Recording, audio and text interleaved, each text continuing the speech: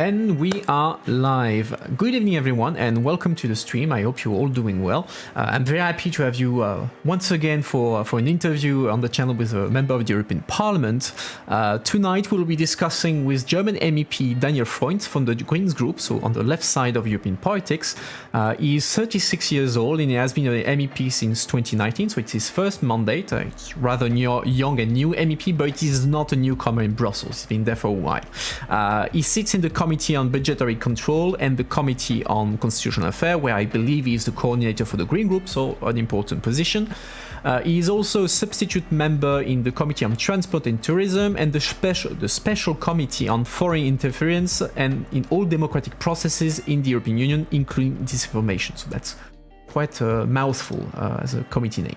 As usual, before we start our conversation, the house rules I will remind for everyone. Our guest will be with us for a bit less than an hour because I understand he has another meeting at 7 sharp, so we need to be able to wrap up before 7. And then after that he will leave and enjoy the rest of his evening. But I'll keep steering for another half hour to discuss with you what you thought about the interview, my own interpretations of things, and any additional explanations that might be required about topic we discussed during the interview.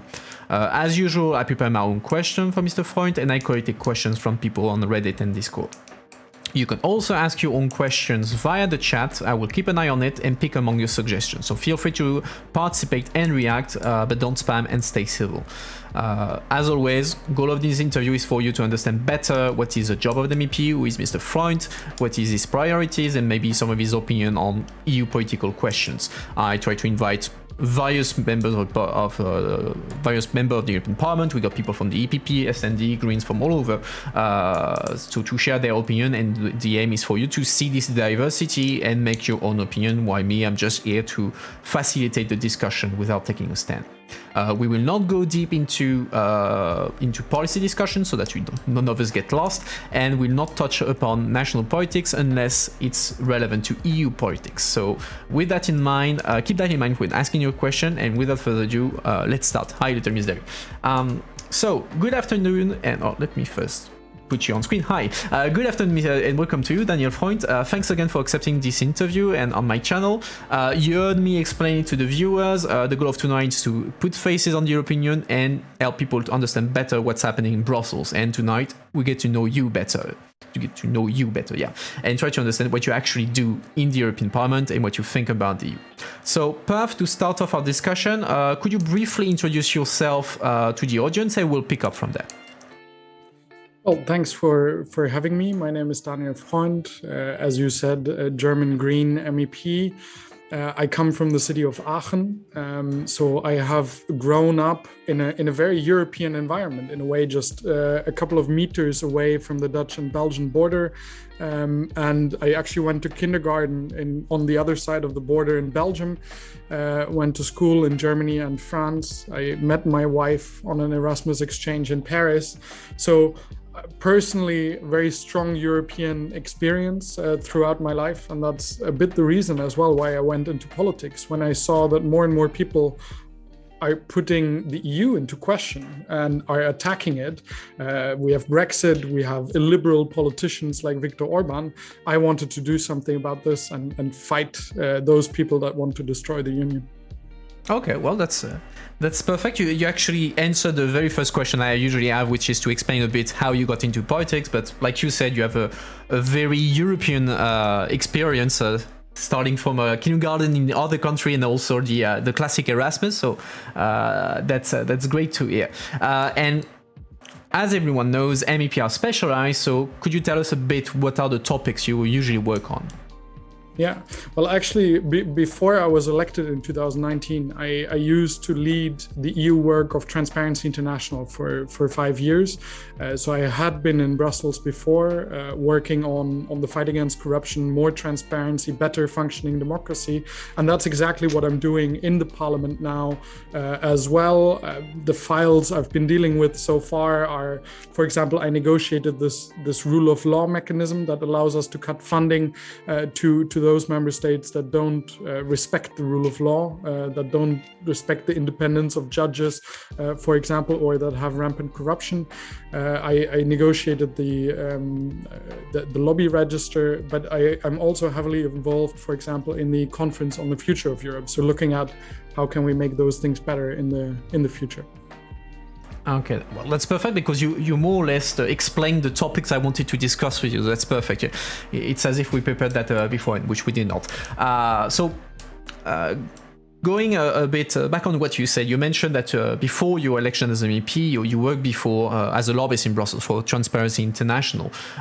So now that you're in Parliament as an MEP, was there any kind of adjustment that you had to make once you got behind the wheel as an MEP, or is it more or less the same?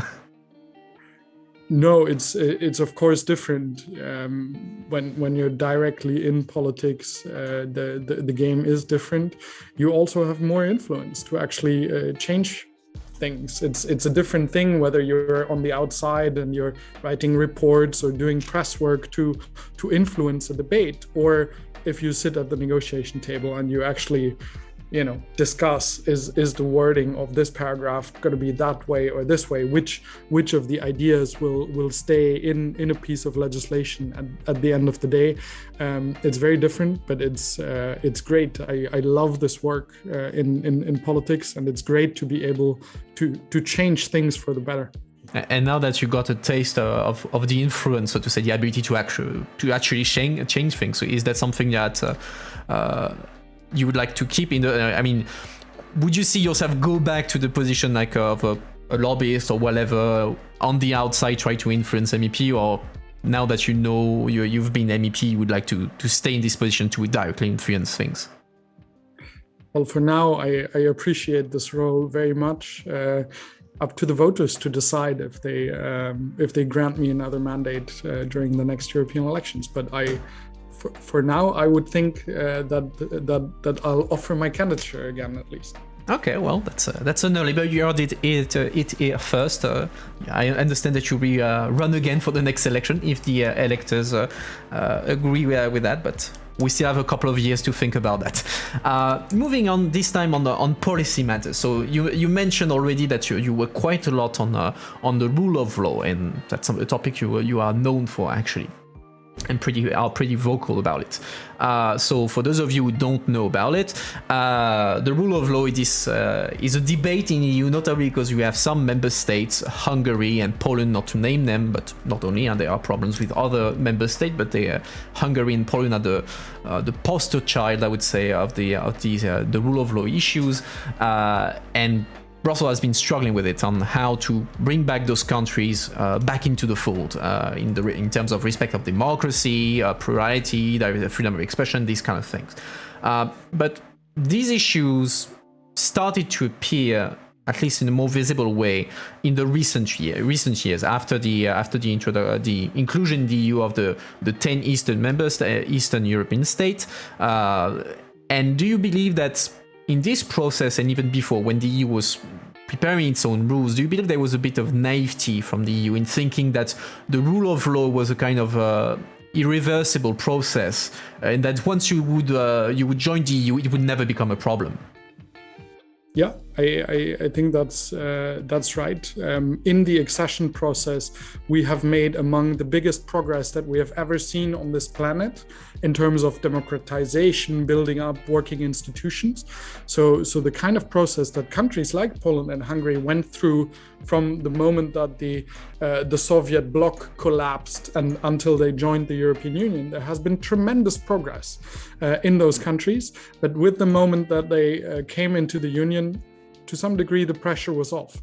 And the Union never prepared itself for the situation where a member would actually decide, we now go autocratic. And that's basically what Viktor Orban has decided in Hungary, right? He's very early on, he said, I'm doing illiberal democracy, whatever that means. But he has been attacking media, independent judges, NGOs. He has kicked universities out of the country, you name it.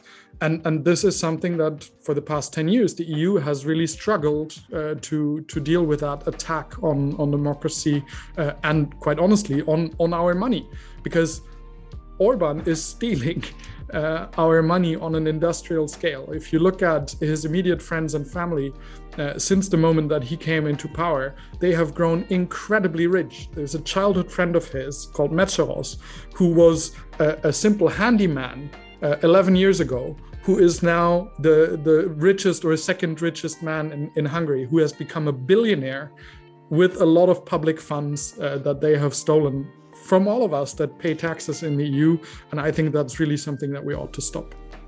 And so on paper, the EU had an instrument to kind of deal with this. So that's the so-called Article 7, where the EU member state could single out another member state that would misbehave and deprive them of the right to vote and a number of sanctions. But in practice, what you have seen is that this tool proved to be ineffective because countries that rise as to become what Orban called illiberal regime actually covered each other in the council, neutralizing completely the system of Article 7, which relies on unanimity. So how can the EU fight now against these breaches of rule of law, given the failure of Article 7? I think the only thing that helps, the only language in a way that they will understand, is money. Both of those countries are the biggest beneficiaries of EU funds. Poland in absolute terms, Hungary on a per capita basis, and the EU needs to cut the funding if they don't, play by the rules anymore. And this is precisely the tool that we have created. I was one of the ones for the parliament to negotiate this. It was adopted late last year. It entered into force on the 1st of January. And since then, we have basically been waiting for the Commission to actually use it. But they don't want to. And because they don't want to, now we said that we're taking them to court. Because we in the parliament, we no longer want to wait. We want the Commission to take action. And we in the parliament, we're going to do everything in our power to make sure that finally the rule of law, the democracy in the European Union is properly protected.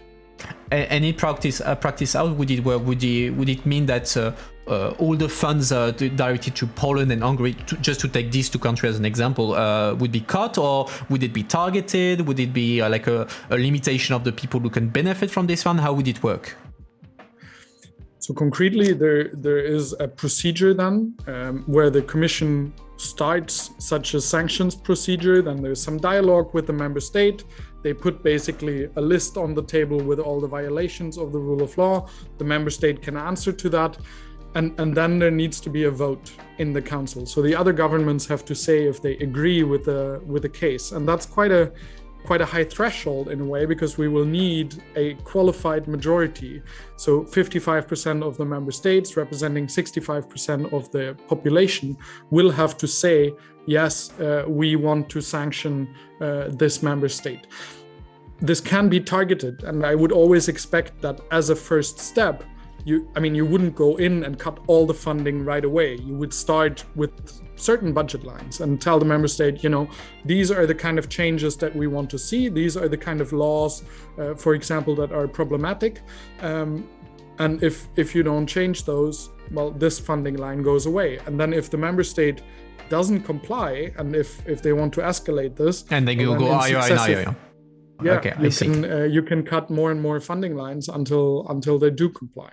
And I have Little Miss there in chat asking whether you know the reasons why the Commission is against enforcing this or reluctant to enforce this new mechanism against Hungary, for instance. I mean, it's speculation to some degree. You would have to ask the Commission directly, of course, but there's two things here, I think, that play an important role. One, the more obvious one, is when this agreement was actually reached between Parliament and the Council, the European Council afterwards met. Poland and Hungary had threatened to put in a veto against another file, in a way not directly connected, but they threatened to veto the 7-year budget and the Corona Recovery Fund. So basically all the money for the EU for the next 7 years. That's what they wanted to block. And the compromise offer that was made to those two by the then rotating presidency, that was Chancellor Angela Merkel, that was negotiating that, she offered, okay, we're going to delay the entering into force of this whole thing. It's not going to, in a way, happen immediately, but you will get some time. They basically said, first, Poland and Hungary will go to court against this anyways, which they have done, and that they would wait for the court ruling before they would do anything. Just to say that that is illegal, that is not how things work. The only institution that can suspend the application of a law is the European Court of Justice, and they haven't done this. So that means the law applies. The law is valid since the 1st of January, and the Commission isn't doing it, and that's the reason why we're going to court, why we're suing the Commission for inactivity. The other reason, though, politically, why Ursula von der Leyen, as Commission President, is probably somewhat reluctant to fully enforce the rule of law. And we have not only seen it on this mechanism, but on all the tools that she has, be it infringement procedures, be it political statements, whatever it is that when she was elected here in the Parliament in 2019, she was elected including with the votes from Fidesz and from PiS, the two governing parties in Hungary and Poland. So she owes her job to some degree to those two parties, and I think that's part of the reason why she isn't, more ambitious in the protection of the rule of law. Okay, so we've been talking about Hungary and Poland mainly, but countries' rule of law problems are not limited to that, and we've seen in other member states and represented in different political groups other issues. So I'm thinking, of course, Orban for a long time has been the EPP's problem, the Poland has been the ECR problem because of the PiS, but there has been issues about Malta, for instance, so in the DSND, in the Czech Republic, so for the Renew Group, GUE, so now it's the left, so the far left historically had acquaintances with illiberal third countries, but does this situation, does that make it challenging to work with these groups on rule of law issue, or is there a way to find compromise despite the fact that everyone is more or less concerned directly by that? Well, you're absolutely right that there are certain issues with rule of law, with democracy in pretty much every member state. It's also true that the degree or the severity of the problem is different, right? There is two countries that have an ongoing Article 7 procedure, and there's others that don't, but that also have some issues of different severity. We have seen in the past that sometimes there's issues if you do resolutions, if you do things on the situation in specific countries, that sometimes the political group that is affiliated with the government will be more hesitant or even blocking certain things. But generally speaking, the European Parliament is always there to protect the rule of law and the situation in those countries with big majorities. And if you look at the kind of majorities that we have gotten for this rule of law mechanism now, for the resolution where we started the court case against the European Commission, this is a broad alliance from the conservatives to the left. Pretty much everyone in the parliament except for the ECR and the ID groups agrees with this. So and for me this is very clear, this should not be a political question. When someone attacks the foundation of democracy, the foundation of the separation of power, independence of justice, and so on, this is not political. This is something that should unite all democratic forces, that we protect our democracy. Okay, and as we discussed, most of the problems with illiberal democracies come from the East at the moment. But how do you explain this paradox of seeing this illiberal democracy emerging country that in a very recent history have been living under authoritarian regime, so the USSR, for instance, or worse, and seeing those illiberal movements being championed by people who were back then at the forefront of fighting this authoritarian regime. I'm thinking, of course, Orban, who back then was the leading person against the Soviet regime in Hungary. How do you explain this paradox, this change of art? It's sad to see, obviously, and in the personal history of Viktor Orban, who for example got a stipend to go to Oxford University from George Soros, who is now sort of his boogeyman, the person that he repeatedly attacks in political campaigns and so on.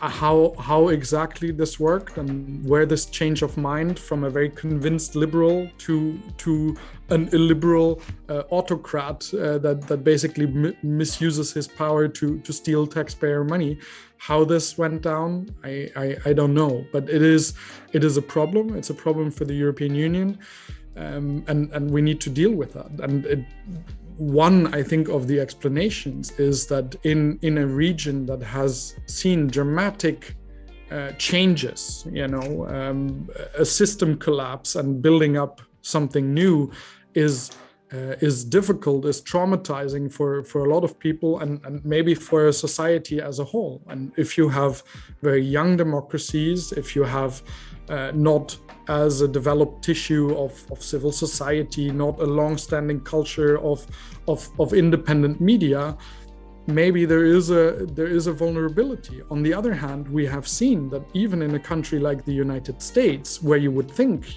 this is one of the older democracies we have in the world, one of the most vibrant civil societies, good media, diversity and whatnot, yet it was possible for someone like Trump to do what he did for years, and then a violent mob to storm the heart of American democracy on the 6th of January this year.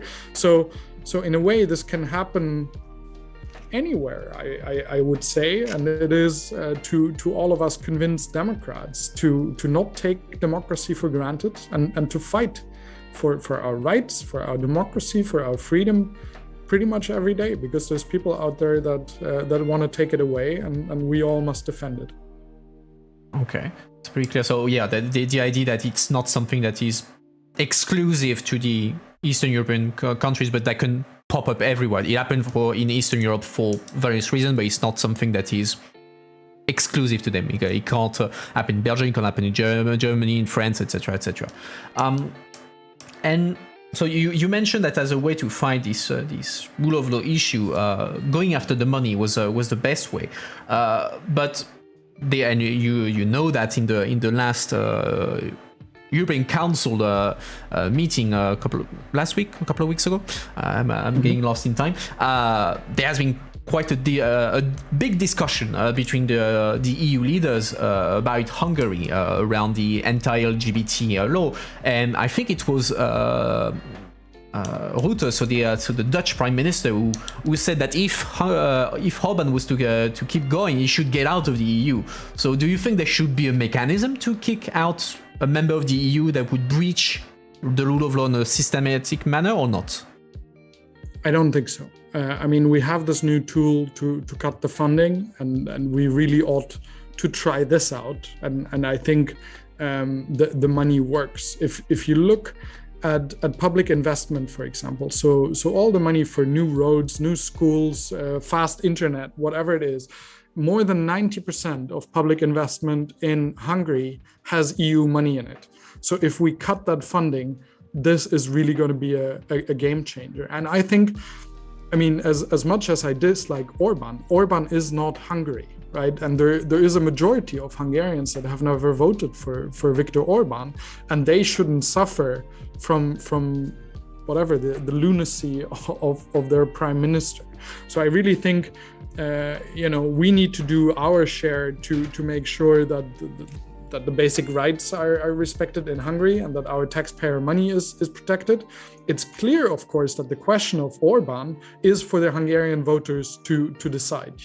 We have no role as Europeans in that. But where we do have a role is to make sure that EU money is not rigging the elections in Hungary. And that's precisely what Orban is doing at the moment. And if we don't stop him, he will continue basically using EU money to buy political support and to buy the elections.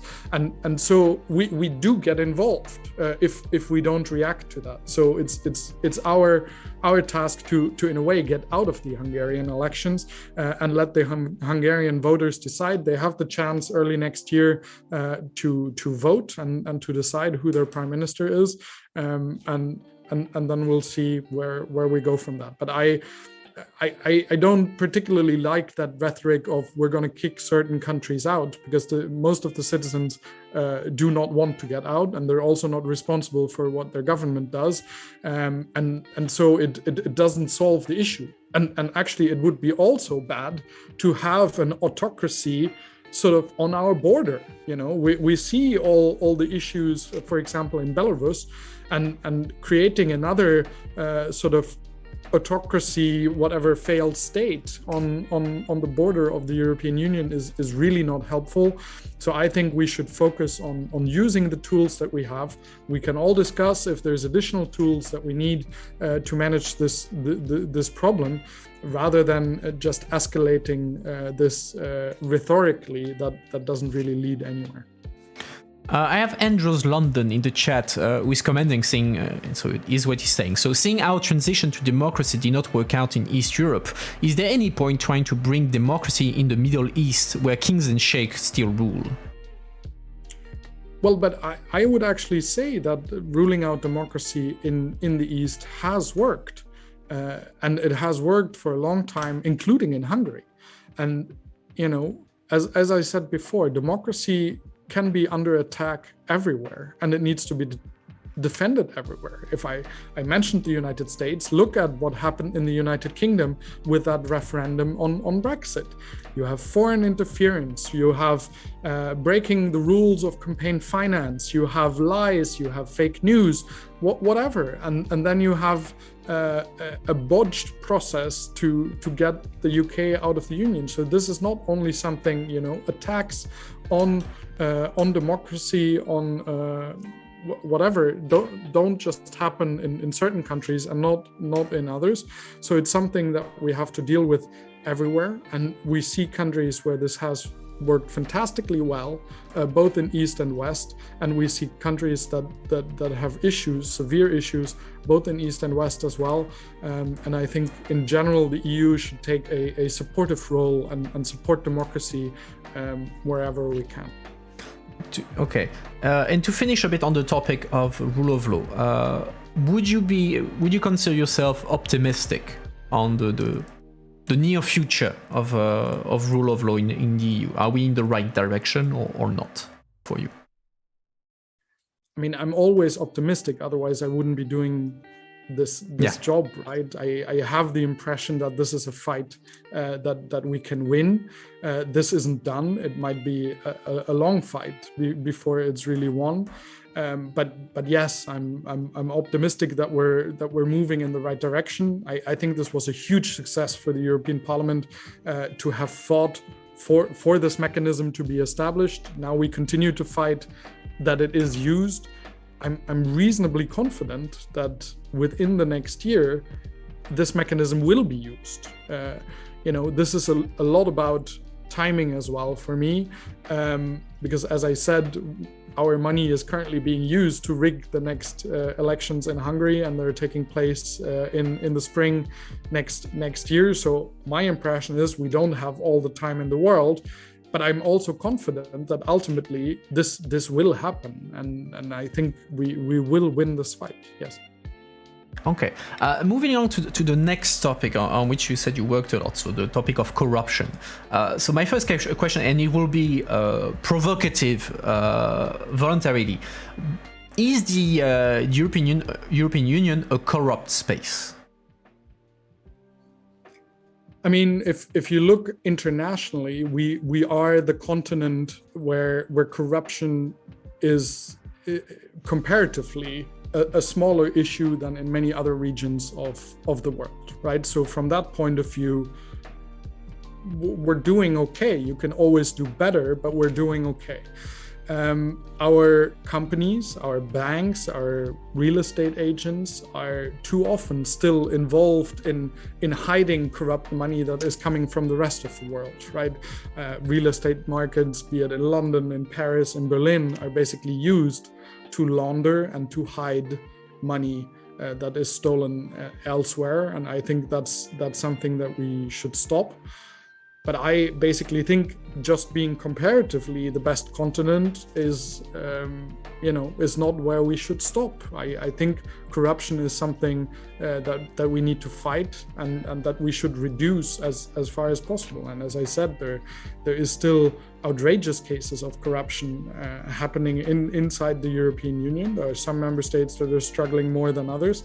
And also the EU institutions can still do more to make sure that we are as free of corruption as possible, meaning also political corruption, right? Undue influence, for example, by lobbyists. There's issues with campaign finance and political party funding in a number of EU member states. These are all things that we could improve on so that our democracy works better and that the principle of one person, one vote is fully applied, and that you cannot, just because you have more money, buy more political influence or buy more free speech than other citizens can. So this time, since you mentioned that, like the question of corruption in the European institutions, so that's something that is often implied or even outright said by people, and especially Eurosceptic people. Do we see like actual corruption in the EU institution, or is that a complete myth? I mean, there was a case just a few years ago where some investigative journalists basically got MEPs to accept bribes for tabling amendments, right? The so-called cash for amendments scandal. This is about 10 years ago now, I think. I can't fully say, would that be absolutely impossible today? I don't know. There is still cases of people going through the revolving door after they leave politics, getting fantastic jobs. There is actually still a lot of people in the European Parliament that have quite significant outside income that work as consultant or as lawyers or whatever. And there is at least a risk, that there are fishy things going on. We have seen in the last few months around Corona, around the procurement of masks, for example, that there have been corruption scandals in a whole number of member states. So this kind of political corruption, it's always a bit difficult to say how much of it is taking place until the scandal really breaks. But I would say that there is a risk and that we could improve the rules further also inside the EU institutions. But you also have to see that the rules that we do have in the EU, in the European Parliament, for the Commission and so on, are already better than in most member states. So yes, there's further loopholes that we can close, better rules that we can put in place, particularly when it comes to independent checks, whether the rules are actually respected.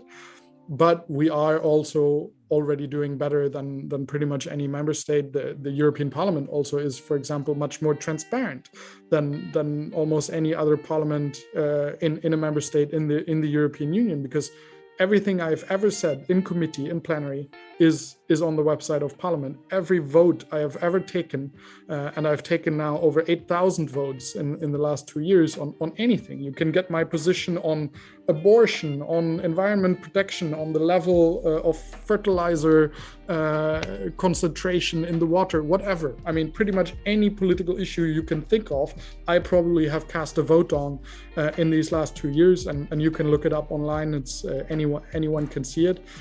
So we are quite transparent in what we do.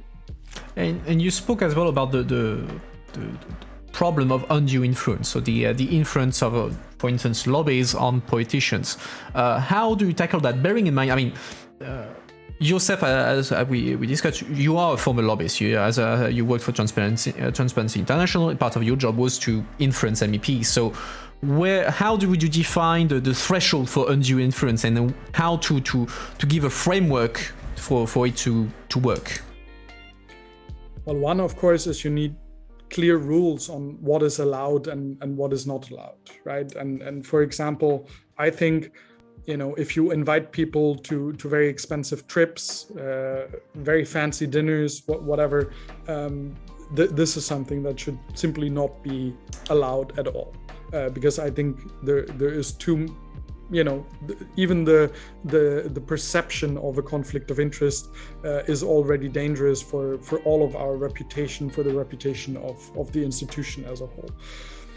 Then it's about managing potential conflicts of interest. So I, for example, in that switching over from TI to politics, over a year before the European election took place, I basically stopped I stopped my lobbying part of my former job. I did no longer interact with members of the institution, with members of the commission.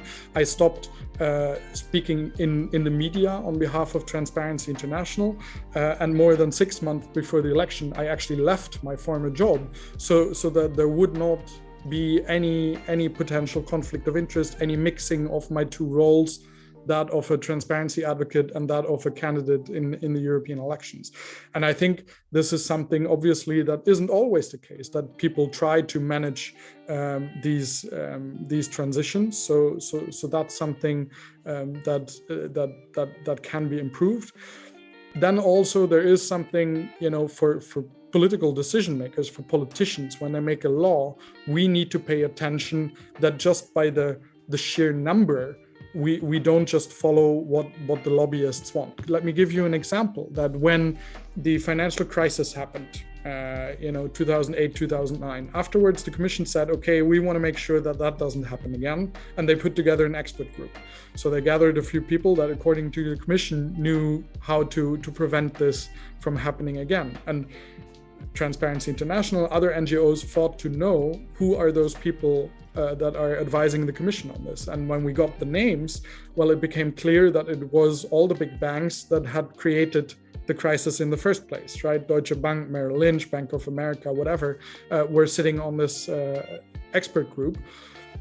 And when we asked the commission, how can that be? Well, they simply said, well, there is nobody else. No one else knows about these complex financial products. These are the only people that we can ask about this. And in this case, the European Parliament then actually said, okay, then we need to create a public interest lobby on financial market regulation. And they took a bit of public money and they created Finance Watch, which is now that, right, is a public interest lobby group on financial market regulation. And actually in pretty much each EU member state today, we have publicly funded consumer protection groups, right, that fight for the general interest of everyone as a consumer, as a shopper, because it is way more difficult to organize, that abstract group of shoppers or consumers rather than the interests of one particular company.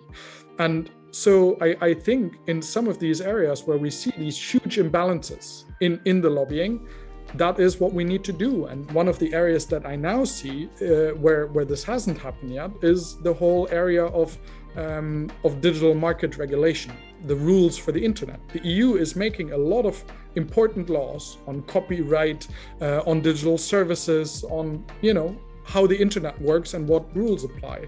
And we see that 80%, sometimes 90% of the lobbying on those files is the big internet companies, mostly American companies, Google, Facebook, Apple, Amazon, that are active on this. And if all that politicians hear is from those companies, well, the chances that they're going to legislate at the end in the interest of those companies are fairly high. If there's no other voices, if there's no consumer protection agencies, if there's no academics, if there's no NGOs working in this area that are being heard, well, then that's the kind of rules you get. And then we have to think, is it necessary, to take public money and fund someone else to work on this? But I mean, there is no shortage of NGO in most file. I mean, I remember back then I was in Parliament for part of the digital file you mentioned, and there was, yes, you had the big tech groups that were active, but you had also plenty of not only European but also national NGOs that were active. Also on the field, sometimes even arguing on the side, so to say, of the big techs on some files. So okay, and on the question of whether there is not enough public interest or NGO, this sort of thing. I mean, in Brussels there is no shortage today of NGO. No, I mean, I'm arguing purely on, if you look at the meetings of commissioners, for example. Okay. For 6-7 years now, the commission has been publishing its lobby meetings, right? The commissioners, the cabinets, the directors general publish all their meetings, and you can clearly see that on certain specific files there's huge imbalances. On other areas, on environment, for example, things have improved over the last few years, right? And there is more environment NGOs that are being heard when it comes to whatever the emission standards for cars and whatnot is being discussed by the EU.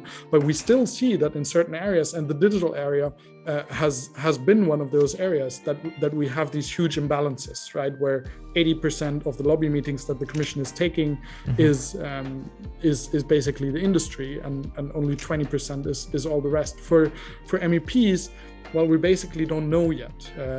MEPs are supposed to publish their lobby meetings, but many, about half, I think, by now do, but the other half still not. So we don't have as good a picture as we have on the European Commission when it comes to who are they actually meeting on what file. Okay. And so beyond the idea of financing with public money, NGO, I'm called that NGO for lack of a better term, but NGO where there are not enough to balance other kind of lobbies. What would you do? I mean, do you forbid the other side, so to say, to do lobbying for the institution? How do you that? No. I mean, lobbying is a fundamental right. You're always allowed to approach politicians and tell them what you think and which laws you support or you don't or whatever.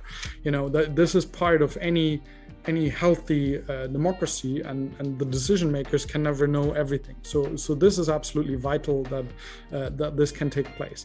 But what you can ask from politicians is that they first are transparent about what they do and who they meet. I think this is the first step.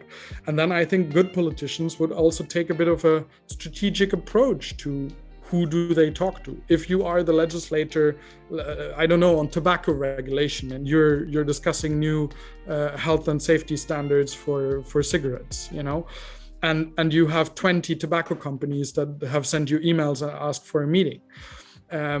And nobody else is coming to you. Well, basically, go talk to them, hear their arguments. But if nobody else is contacting you, then maybe pick up the phone as well and call a health organization, call a couple of university professors that have published on the issue and get their opinion as well. Ask them, what do you think about this new law? I have heard these and these points from the tobacco industry. What do you think about them? Should I, are those good arguments or not? Or do you have anything to counter that? That's in a way the job of a politician, is that we need to inform ourselves to take a good informed decision at the end. And if only one side of the argument is sort of screaming loud and having lots of money to organize events and campaigns and what do I not know, well, then it's our job to hear the other side of the argument as well, and maybe pick up the phone ourselves every once in a while. Okay. I have Little Miss Derry in the chat who is asking whether you agree with some of the actions made by these NGOs, so I don't know which one, such as climbing buildings and such public actions. mean, it's a bit difficult to say, do I agree with the actions of NGOs? I mean, there's huge diversity. I don't know. I mean, climbing buildings sounds a bit like, the kind of stuff that Greenpeace does. I think there's certain activities that Greenpeace has done in the past that are great and that have brought attention to very important issues. They've also particularly recently had a couple of actions that I found were really not great, and they were putting in danger innocent people or even hurting innocent people. There was this scene at the Euro Cup where they landed in one of the stadiums. I think that's outrageous. They shouldn't be doing that. There's better ways to draw attention to certain things where you don't endanger innocent bystanders. Okay, but yeah, she's confirming that she was indeed speaking of Greenpeace in this case. So you answered the question perfectly. Thank you. I'm looking at the chat quickly. I'm having a question not related to transparency and other things, but from Andrews London, since we were talking about big tech companies, is asking, does the EU need to have its own big companies like Facebook, or are anti-monopoly laws working well by preventing any companies to become actually as big as Facebook or others? I think there's a very complex question. If you ask me, should the European Union sort of develop its own Google or Facebook, my answer would be a resounding no. And the experiences with those, publicly funded search engines to counter Google or something, they go horribly wrong. What I think would be important for the European Union, basically sort of to preserve our economy, our wealth. Of course, we have to be able to compete in the world, and we're seeing that on all things digital, we're falling incredibly far behind the US, also behind China. And I think this is an issue for us because, what are Europeans gonna make their money with in the next century if on very vital industries, on entire industries, we are basically losing out, where and those smart minds that we have on all things digital basically go to Silicon Valley instead of starting companies here in the EU. And I think that is something that we have to look at and that we have to fix, and anything we can do by providing more public help, startup funding to get European startups off the ground, by making the European market more attractive to digital companies. One of the reasons I think that very few startups, we have some, right? We have Skype, we have Spotify, we have European startups that are doing really well in the digital sphere, but far too few. And I think one of the hindrances is that we don't have a big market where they can immediately sell their products. If you start in Silicon Valley, you immediately have whatever 320 million Americans that can buy your product. In the EU, in the best of cases, you have about 80 million Germans that can buy your product. And as soon as you want to branch out, soon you have to comply with 27 different rules in the EU market. And I think that's something that we need to fix so that EU startups, including in the digital sphere, stand a better chance than to expand onto the world market. I see we have less than 10 minutes left, so I would switch to the last topic, the Conference on the Future of Europe, on which you have been quite involved. So first, let's start off with a general question. What would you expect from this Conference on the Future of Europe? Let me rather say what I would hope that happens. I hope we have a debate now over the next year of where we want to go. I mean, we haven't had a debate like this, at least in 20 years, if not never, where we bring together, national parliamentarians, European parliamentarians, the governments, the Commission, civil society, and also citizens. And I think this is quite a unique way of, discussing. And I would really hope that what we discuss there and the kind of proposals that come out of the conference in the end actually lead to real change. that we change laws, that we change the treaties if necessary, that we change the budget if that's necessary, but that we actually change something. Because the worst that can happen is that we tell citizens, look, we're having this big debate with you about the future of the European Union, and then we're doing nothing. Okay, yeah, of course. It's always a question of managing expectation. If you overpromise and then don't deliver, I mean, in a way, that's what the council has been afraid of, because, and that's why they've been pushing for a limited conference on the future of Europe, because they said if we overpromise and we can't deliver because we don't want to change the treaty, then people will feel betrayed. Yeah, but at the same time, if you kill all ambition as soon as you start, if on the day that you basically invite citizens to that big debate, you say, well, anything that comes out of this conference is not legally binding. We're not feeling any obligation to change anything. And we also don't want treaty change. I don't think that that is a particularly good discussion starter. And I mean, if the member states say that this is because of expectation management, it's not. It's because a lot of governments don't want this. They don't want this conference. They don't want to change anything. And they certainly don't want to give up, their veto power, for example, because I think that's one of the most fundamental questions is, are we preserving the veto of every member state? I think the union is doomed if we do. But lots of governments think, this is that they don't want to give this up, and that's why they don't want to have this conference. Which actually brings me to my next question. If you had three wishes, so since you're part of the Council of the Future of Europe, you will be able to bring forward those wishes. But what would you change in the EU, and why? Yeah. So the first thing is abolishing unanimity, because, as I said, that I think is one of the biggest obstacles to us being able to act today. And it's the reason we don't have, taxation for large companies in the European Union. It's the reason we don't have an ambitious action on climate change, why we don't speak with one voice in the world. So getting rid of unanimity. Second thing I would do is what we have done now with with the recovery fund.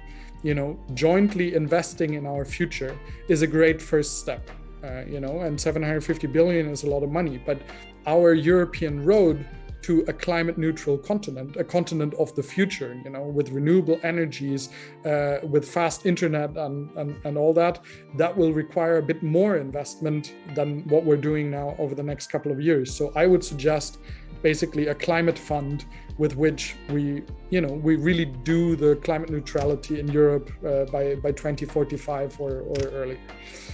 And the third thing I would do is to change the way that we do European elections, because so far it's basically 27 elections in the same week, 27 national elections in the same week, and they are not really European. We have sort of tried a bit with the Spitzenkandidaten, but it's not there. And we need European elections where all European citizens can vote for the people that are supposed to hold the top jobs in the union, on one program, one party family where everyone knows what they stand for.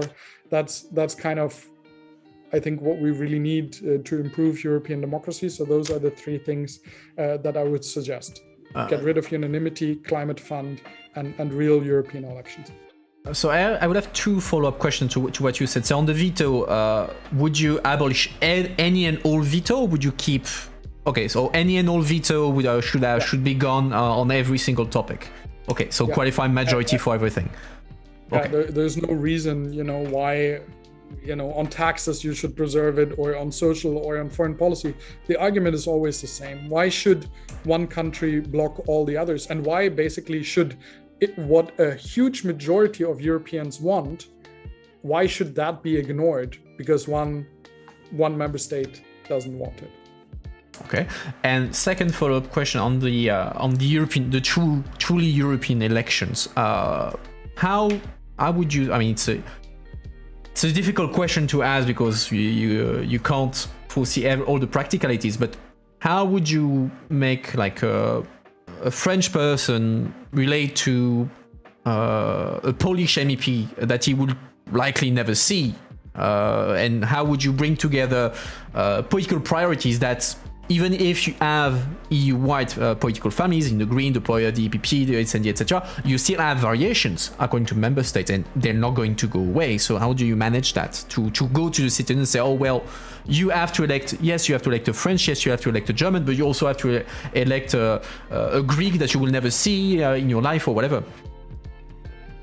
So, well, one step that I would clearly do is introduce a second vote for everyone for European lists, right? So you continue to vote with one vote the same way that you do now in a national or regional list, and then you get a second vote for European list. And that already says then that, you know, if you take whatever, the SPD in Germany, the Social Democrats that are a member of the S&D family, the PES European party, well, the SPD would then have to explain, look, we want you with your first vote to vote us like you have always done, but with your second vote, go for the PES because that's our European family. So that's the combination. And with that, then they already have to explain to their voters, look, we're part of this family, we have a joint program, this is our Spitzenkandidat, Timmermans, whoever it will be next time. And then you basically get the national parties to explain all this. And at the same time, anyone that votes and sees, okay, the Spitzenkandidaten are these people, then have to look, well, who do I actually like? Who am I going to vote for? And that's something we haven't had so far. The Spitzenkandidaten that ran in the last election, Manfred Weber, Timmermans, you know, they weren't on the ballot anywhere outside their own member state, and therefore they didn't appear in the media. They didn't happen in the election campaign. There were no posters of Manfred Weber outside of Germany, for example.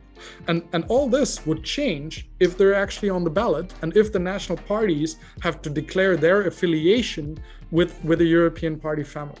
And of course, for the parties to be able to fully do that, well, we need more funding, we need more support, probably change the rules a little so that they can actually, also have those European lists properly set up, because right now there simply isn't really the party structure to do this. And we have seen how weak the parties actually still are at the moment, because the parties did elect their different lead candidates, and then still none of them became the Commission president, because even the heads of state that belong to those party families did not feel bound by the decision that they themselves actually attended to at the party congresses that decided on their lead candidates.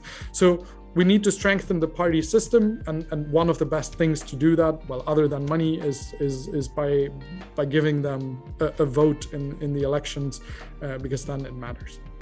Okay, and the very final question before you have to go: do you support a federal European Union? Absolutely. Well, the project that I'm working for is a federal European Republic. So basically a fully functioning democracy at the European level, 2 chambers, council and parliament, but with a parliament that has the full rights of a parliament, right of initiative and so on. And then a budget that makes sense, right? It makes sense for us as Europeans to invest together in European high-speed rail, in a European sustainable energy net, and so on. Right now, we're putting about 1% of GDP. We're spending that together as Europeans. I think a bit more makes sense to actually cope with the big challenges of our time. That's the kind of Europe I would see for the future. Okay, well, thank you very much. What I would offer you to do is, before you go, say a final word to our audience to conclude. So please go ahead. Well, thanks for listening. And if you have ideas yourself about how to change the union, well, then do get involved. Either submit your proposals on the online platform of the conference, join a political party, become active yourself, because I have done that myself. I didn't like the way that some people wanted to change the European Union. You can do that as well.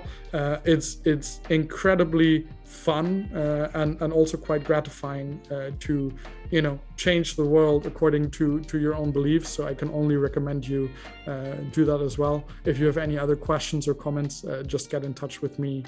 Email, Twitter, Facebook, Instagram. I'm available. So do get in touch. Great. So thank you very much, Daniel Freund, for your time. Chat, make sure to thank him and to check his social media. You have his Twitter account under the video feed. Sorry. So thanks again, Mr. Freund. Have a good evening. And for the audience, we stay here for the debrief. So bye, Mr. Freund. Have a good evening. Thanks. Bye. So let's do a debrief. All right, so interesting interview. Covered quite a lot of ground. I'm actually happy that we had until 7 to go through the question. I was afraid that he would have to leave 5 minutes before, so that's why I was also rushing through the question. But I'm happy that we could cover more or less everything that I wanted to ask, and you asked some complimentary questions. So thanks for that. So let me take my piece of paper when I noted different various stuff. So first, we talked a lot about technicalities of how the EU works, so I will come back a bit on that to explain to you. So for instance, we talked about the qualified majority in council. So in council you have two ways of adopting take any kind of decision. The unanimity rule that everyone knows, so every member state has a veto, but this mode of votation is now the exception. It's limited to only a very limited and very clearly defined set of categories of decision, which actually cover some of the most important stuff, because that's the stuff that relates to national sovereignty. So think foreign policy, think tax policies, fiscal policies, these sort of things. You still have the unanimity rule. So each member state has a veto. The other rule, so the normal rule to take decisions in council, is what we call the qualified majority, which is in fact a double majority. So he explained it at the beginning, is that you need for a decision to be taken, you need to have a majority of the 27 member states plus a majority that represents at least 60% of the population of the EU. That way it gives double security. The first majority, the simple majority of member states, that protects small countries, to avoid that all the decisions are taken by France, Germany, Spain and Italy deciding together things and imposing the decision on the small member states. And the second majority, so the population majority, the 60% population majority, protects the interest of the bigger country, to avoid that a coalition of smaller countries would overrule the bigger country that actually represents a bigger proportion of the population. So that's a system that is not the normal rule in council. That was decided, that was implemented as part of the Lisbon Treaty, and now we have this debate on the remaining veto. I think it's 65%. Let me check live. Double majority council. Yep, 65% of the population, of the total population. And I made a mistake. It's 55% of the member states representing at least 65%. So it's not 50% of the member state, it's 55, which is, probably one more member state on the total. But yeah, it's 55-65. That's double majority.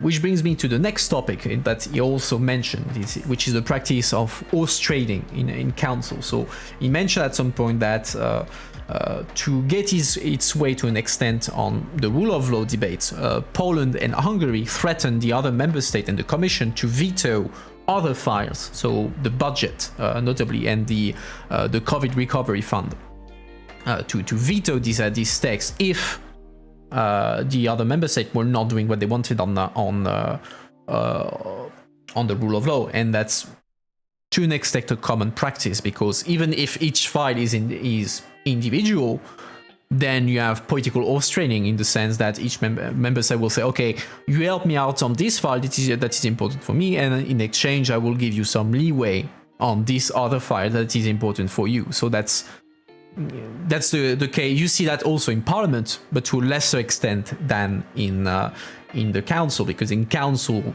it's even more, the power is even more concentrated in the limited amount of people so to say, of entities at the very least. So it's easier to do horse trading in council than it can be in the parliament.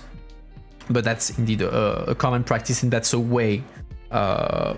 It's actually a tool of negotiations for member states between them to reach consensus, because they say, oh well, if you don't help me on that, I will not help you on that, or I will torpedo this file that is important for you. And they also use the veto in the Romania, because on the rule of law there was no veto.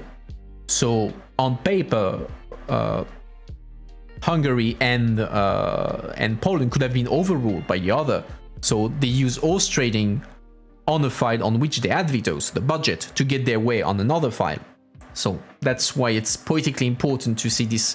That even if each file is independent, in fact they're all linked, and they can be linked artificially, even if they have nothing to do with one another. What's next on my list? So he explained that in his opinion, part of the reason that the Commission is not keen on going after Hungary and Poland in terms of funds or going after money is because von der Leyen was elected thanks to Orban's vote and the peace votes. Well, to that it's true, but I would be surprised if that's the reason, because I mean.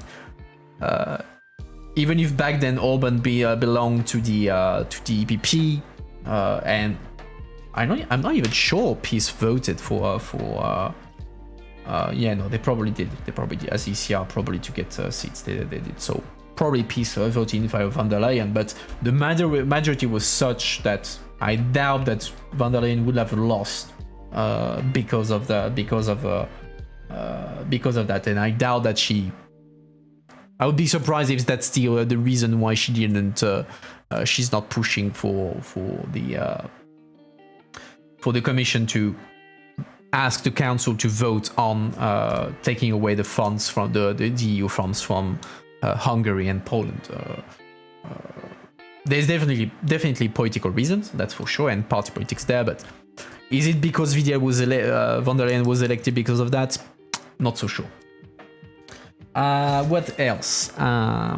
So yeah, like we discussed, Orban has been a problem for the EPP, but now he's left the EPP. Poland is a problem. Well, it's not a problem for the ECR, because the ECR doesn't care at all about this issue. Actually, it's becoming quite of a safe haven for people who want some illiberal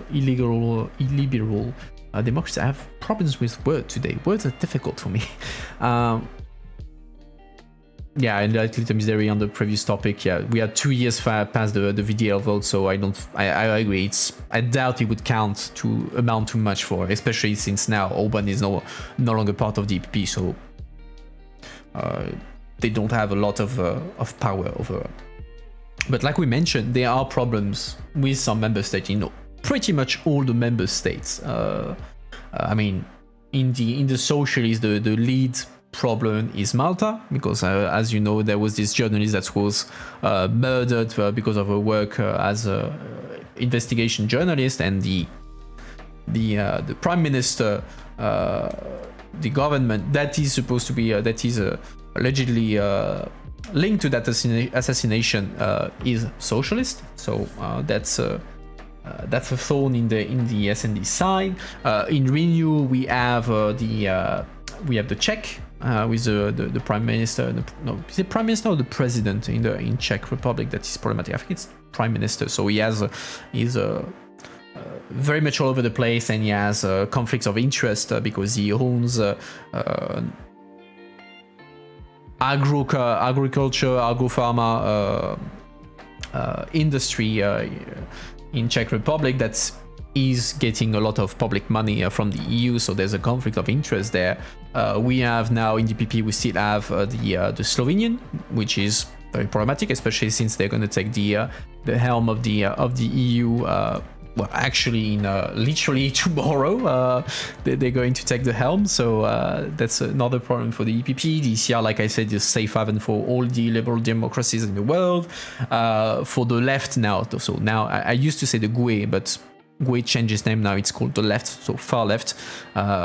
It's notoriously has a lot of affinities with all sorts of authoritarian or illiberal countries all over the world, so it's not exactly the most reliable group on the matter. The far right, no need to mention it, that's of course, and even the Green, you could make a small argument to say that they are affected a bit because the Greens are in coalition with Kurz in Austria. And there are some scandal about Kurz, not about the Greens, but they are technically part of the same government as he is. So, to a lesser extent, they are also concerned by that. At least they are part of the party that is concerned by that. He mentioned as well the past scandal about corruption, so the cash for amendment scandal. That is indeed like I wasn't sure whether it was 10 years ago or more, but. It does sound indeed like it was 10 years ago, and indeed I think they were Romanian MEPs. I'm not sure. We would have to double check, but it was Eastern European countries for sure.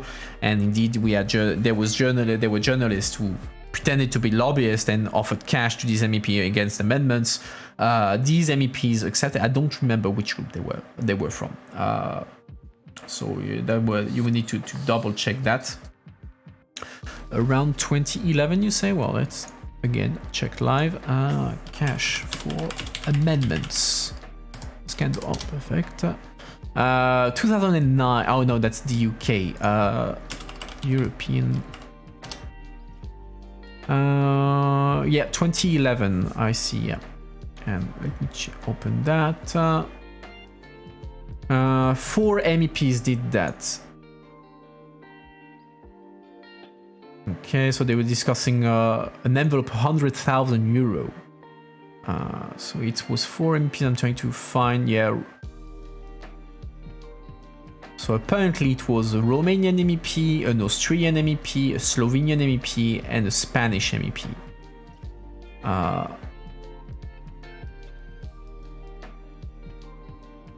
Yeah, so the article I'm reading is from 2011, so you will have to check the how it ended in the end. But yeah, it was indeed a scandal that was so in 2011, so 10 years ago exactly. That indeed rocked a bit the system, but since then I haven't since then. Oh, okay, thanks Little Miss Dairy for the Wikipedia link, so we'll be able to check that out. But since then I haven't heard anything significant for that. But still, I mean, it shows that it's always the problem. It's until there's a scandal that breaks out, you can't know for sure. It's always a question of managing risks that we know. And he said something that I thought was very interesting, is that in the end, it's not... What is a problem is not only the corruption or a conflict of interest. It's a perception of a conflict of interest. It's the mere belief that there can be a conflict of interest that is problematic at all levels. And it's true, because if for whatever reason there's a perception that there is a conflict of interest, a perception of corruption, that completely invalidates whatever this MEP or whatever this personality is doing. It's tainting the work. The issue, I find, it's true that it's a problem, and as much as possible it needs to be done to reduce this risk of perception. The problem is that sometimes you see some lobbies or others, or even members, or even countries, for that matter, certain countries, that create this perception by saying, oh well, this MEP or this commissioner has met this lobby, or they have pushed that, which is the agenda of this organization. So they artificially create perception, even if sometimes it's not true, or it's purely hypothetical, because they're saying, oh well, we don't know for sure. We don't say that they are corrupted, but they might be. Who knows? So we should not trust what they're saying. And that's a bit of the one of the vicious practice we have seen. I would say mostly on the side of NGO, but not only. We've seen that from others, but for corporate lobbyists, it's a bit more difficult to do, because they are reputational damages or even defamation things. So it's a bit more complicated for them. It's not part of their usual toolbox, but NGO, a lot of them do that to actually create the perception to invalidate this MEP. So yeah, it means there is saying sometimes MEPs meet many stakeholders, but NGOs only give one side of the story. Yeah, indeed, that's true as well. I remember back then, so it was I think in 2013 or 2014, when there was the tobacco directive, and so there was a whole scandal around this file where NGOs are saying, oh well, the MEPs have been meeting with the tobacco industry. That's a scandal, etc., etc. And it was a bit absurd because you would see MEPs just scrambling around because it was a big scandal and asking their staff, oh, did I meet someone from the tobacco industry? And the mere fact of having met someone from the tobacco industry was being a big problem. Even if on the other side you would have met a lot of people, but the mere idea of how you met with the tobacco industry, that means that you're probably on their side. That was tainting the work, and that was creating political problems. So there is a bit of this cynical game, or this this two-faced game sometimes from NGO, because they say, oh, they don't want undue influence, they don't want to create, they are against the conflict of interest, they want to do everything to reduce the risk of conflict of interest, but then they are the first ones to actually create a perception of conflict of interest when it's tactically interesting for them to undermine the work of people they don't agree with. So they will say, oh, well, maybe this was done under undue influence. So it's a bit sometimes a bit cynical on their part, because they know that they can get the public opinion on their side quite quickly. We discussed that a bit as well, this whole idea of the imbalance between NGOs and industry, and when I was a bit surprised because in Parliament I never felt that there was that much of an imbalance, that there was a lack of NGOs or anything. I mean, NGOs, there are thousands of NGOs in Brussels, but then he clarified that it was mostly talking about the Commission. And it's true that indeed, when especially on the higher levels of the Commission, when you look at the meetings, it's more often I would say corporate lobbies, economic lobbies, rather than NGOs that are being met by the Commission. So that part is true. But on the Parliament side, it's far less true. I mean, I would even say that by far the Parliament is the most NGO-friendly institution, by far. Council, I don't even mention it, because Council is kind of a black box. It's the blackest box that they can imagine, and there has been quite a lot of fight between the Council and the Parliament and the Commission, because the Council doesn't want to have any kind of transparency on who is met by who. What else do I have on my piece of paper? He said, and it was very clear by it, that he considered. I mean, I don't know if I understood it right. He said, I think he said at some point that lobbying is a fundamental right. I will not go as far as to say that it's a fundamental right, so perhaps I misheard, but he said that it was essential for democracy, and I fully agree with him. It means there is surprise that he didn't mention the black box of the Council. It's true, because I mean, by far the Council is the most is the biggest black box. So for years there has been efforts to try to create a transparency register. So okay, let's go back a bit in time. So I think it was a decade ago, the Commission created a transparency register where lobbyists were supposed to register, to say who they are, how many people they have in their organization, the topics they are working on, these sort of things, their budget, and then the idea would be that that way you can keep track of what lobby are there and who is meeting what. And this idea that in the higher echelon of the Commission, you should only meet lobbies that are registered in this transparency register. The Parliament after that took on board this transparency register, and it's actually something that is co-run by the Commission and the Parliament. But then even if the rules for a long time were not as strict, because in the commission, it's a very strict rule that commission are forbidden from meeting anyone that is not on any lobby that is not in the transparency register. In parliament, it was not the rule for quite the longest time, and even today it's not the rule. The only thing that is the rule nowadays is that you can only, I think, for official hearing of the parliament, only organizations that are part of the transparency register can be invited as speakers. But beyond that, there is no rules on who MEPs are allowed to meet or not. For, in a way, a very simple reason is because of the freedom of mandate. MEPs, as part of their mandate must be free to meet whoever they want. So that's Parliament and Council. On the other side, Council and nothing like that. They don't have any kind of transparency register. They don't have any kind of rules on that. And so it was a big fight between the Commission and the Parliament and the Council, because the Commission and the Parliament wanted to have like a single transparency register with unique rules for all three institutions, but the Council didn't want that. In part because they wanted to do whatever they wanted, and in other part because the Council is the institution, but inside the institutions it's the permanent representation. So in a way, the European embassies of each member state. And so you had different rules because these permanent representations, since they are in a way the embassies of the member state, they were following the national rules. They are bound by national rules. So if a member state had transparency rules, the the permanent representation was bound to follow these national rules.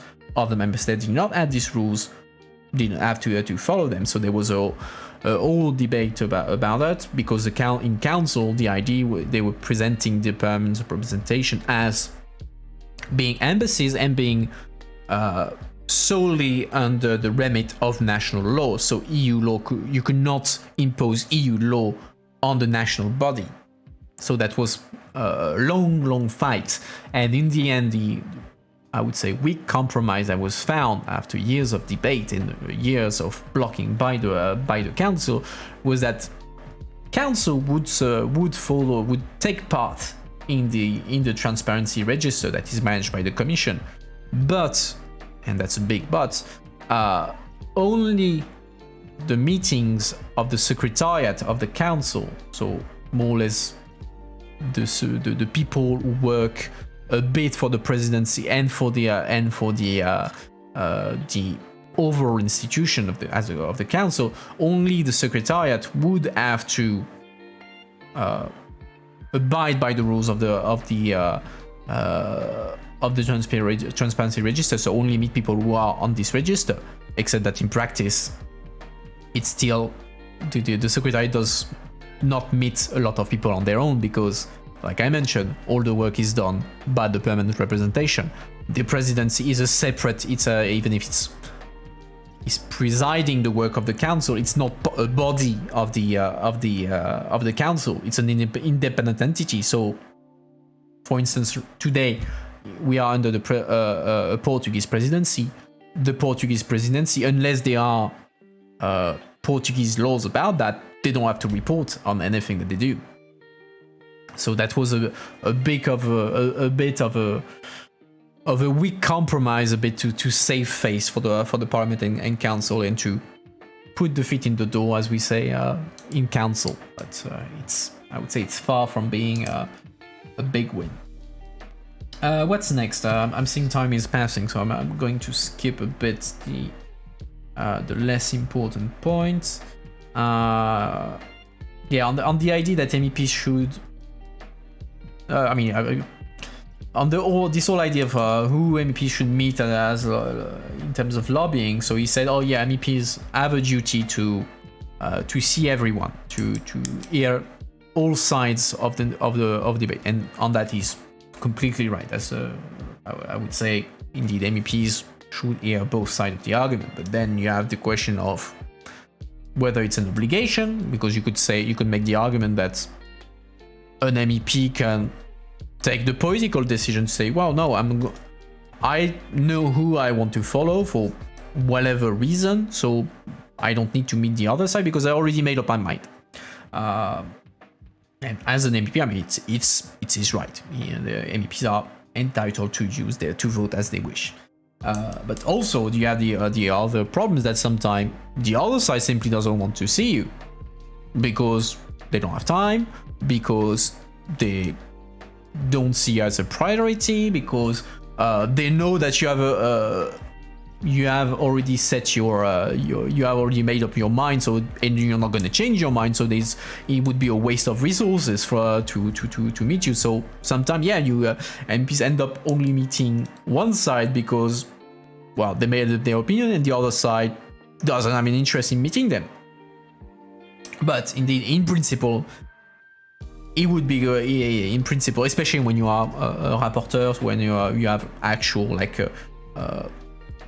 legislative position. Indeed, you should indeed meet all sides, but sometimes you can't make absolute rules. And yeah, on the Conference of Europe, it was pretty clear on his thing.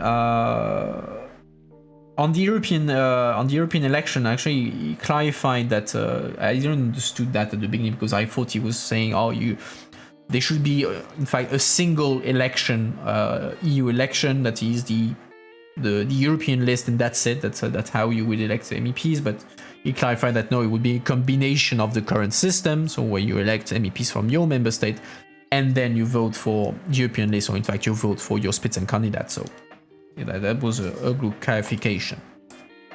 But yeah, okay, I'm looking at the time. Yeah.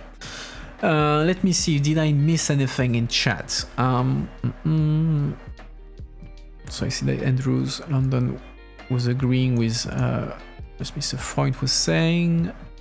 Meth was liking the interview, that's great. I missed one question at the very beginning from Andrews London of the influence of the lobbyists in the parliament compared to the US. So sorry about that. And hard to say, I mean, from my limited knowledge, it's hard to say because I don't have any experience in US lobbying. I mean, definitely Brussels is probably the second biggest lobbying place after Washington, if not the first. Then on how much influence people have in parliament compared to the US, hard to say, because in the US there's a big difference, is that it's a national parliament, so a lot of lobbyists will actually relate their policy position to constituency problems. To say, I have an industry in your constituency, or there's a petition in your constituency about this, so that does carry weight in the Congress. In Parliament, that's less. I would say it's less the case, because we're talking about EU-wide, very technical things, so it's harder, I think, for to bring this local issue to MEPs, or to make them care about it to an extent, because I mean, most laws or texts that they are voting, it doesn't affect directly their constituency, or it wouldn't be something that voters would care about when they go back to the election. So I would say that's the main difference between US and EU lobbying. But anyway, and Andrew was saying that he kind of answered it. But yeah, overall, that was an interesting interview, I thought. There's a lot of consultants in the US who work for different interests, but we also have a lot of consultants as well in Brussels. I mean, you have big consultants in Brussels as well. So maybe there is more. I don't know. I genuinely don't know, but I know for a fact that there are plenty of consultants that. Consultants, for those who don't know, basically you have they are the mercenaries, so to say, of lobbying. So they take clients and they lobby in your name. That's more or less, in very short, that's a bit how it works. But okay, let's wrap up a bit. So I was supposed to have another interview this week, but I didn't get feedback, so I guess it's kind of dead. It's too bad because the MEP initially was very willing to do the interview, and but the agenda got complicated. So well, we'll see what happens. And after that, I only have one more interview that should come up in principle before I stop. Before I stop. No, let's not be dramatic. Before I don't have any more interviews for this semester. So by mid-July. And yeah, we will have a kind of a summer break. So it would be a French MEP for the last one. I'm not going to say the name or give dates because I'm still waiting for the confirmation of the MEP. But I'm optimistic on the ability of having another interview. And what we will do so is, after I will have this final interview, so maybe in a couple of weeks, 2-3 weeks, I will do another, like a bit of a taking stock exercise to say, okay, I've been streaming, doing interviews for the past 6 months, and I will be saying, okay, what did I learn?